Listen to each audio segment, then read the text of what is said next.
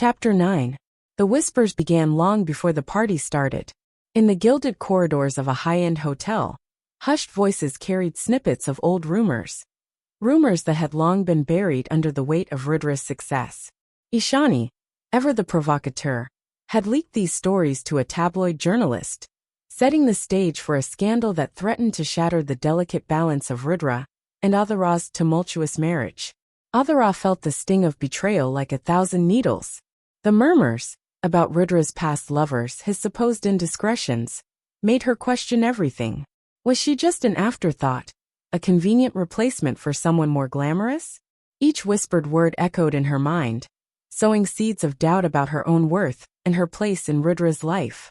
She tried to bury the pain beneath layers of determination, but tonight, as she stepped into the extravagant party, the weight of those rumors clung to her like a shadow.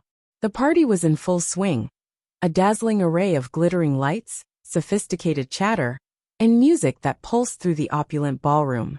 Aadhira tried to smile, to perform the role of the perfect wife, but inside, her heart was a battleground of insecurity and hurt.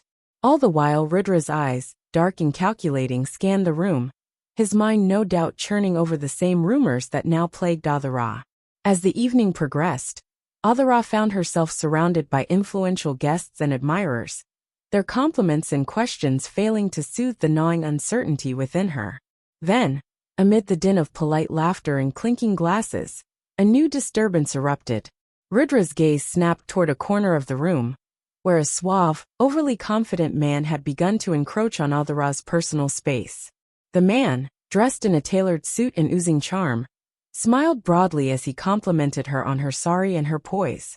His words, intended as harmless flattery, stung Aadhira, each syllable a reminder of the rumors about Rudra's past, and the idea that she was nothing more than a placeholder in his life. Rudra's eyes darkened instantly, a storm brewing behind them. In a heartbeat, he swept across the room like a predator.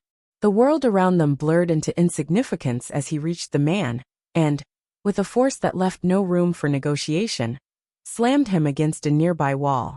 The impact sent a ripple of shock through the crowd. "Stay the hell away from my wife," Rudra growled, his voice low and dangerous, each word laced with the promise of retribution. His grip on the man was unyielding, his eyes blazing with a mixture of anger and something far more protective, an emotion Aadhira had long suspected he refused to acknowledge. For a split second, the party fell silent as all eyes fixated on the confrontation. Aadhira's heart pounded in her chest, caught between indignation at the violent display and a strange, unsettling comfort in Rudra's fierce reaction. In that moment, the rumors, the insecurities, they all collided into one overwhelming question. Why did he care so much? Unable to bear the spectacle any longer, Aadhira pushed her way through the crowd, her voice soft but insistent. "Rudra, stop," she cried, reaching out to pull him away from the man pinned to the wall. Rudra's gaze met hers, dark and unreadable. For a moment, the fire in his eyes dimmed as he allowed her to guide him away, leaving the startled onlookers and the defeated man behind. They moved together toward the quieter side of the venue, where the echo of their footsteps provided a temporary shield from prying eyes. Once they were alone, Aadhira's voice dropped to a whisper, trembling with a mixture of anger and bewilderment. "Why do you care so much?" she asked, her eyes searching his, desperate for an answer that would make sense of the conflicting emotions roiling inside her. Rudra remained silent, his jaw tightening as he stared into the distance. His silence was heavy, laden with years of unspoken words, buried resentments and perhaps hidden tenderness he could never fully express. The vulnerability in that moment was foreign, a glimpse behind the cold mask he so carefully maintained. Aadhira's heart ached as she waited for him to speak, for him to reveal even a sliver of the man who cared deeply enough to defend her honor with such ferocity. But Rudra said nothing.